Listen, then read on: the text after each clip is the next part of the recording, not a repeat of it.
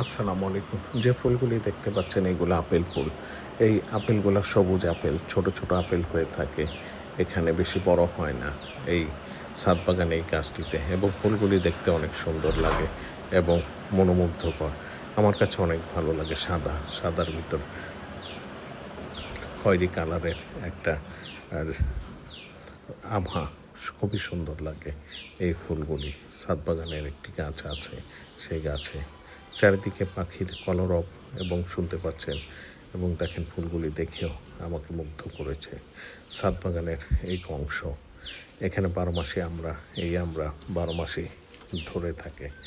এখানে ফুল আসছে, আবার আমরা ধরছে, আবার ফুল আসছে, এভাবে চলতে থাকে এই আমড়াগুলি।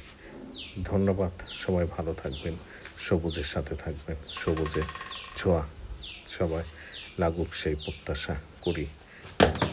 চারিদিকে পাখির কলরব শুনতে পাচ্ছেন, বিভিন্ন রকম পাখির আওয়াজ এখানে। আবার কিছু কাঠঠোকরা আছে যেগুলো গাছে এবং আওয়াজ করে, মনে হচ্ছে বাঁশের আওয়াজের মতো।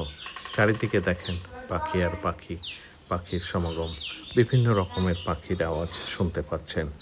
চারিদিকে মুখরিত হয়ে থাকে সারাটা দিন এই পাখির কলরবে এই ছাদ বাগানটি।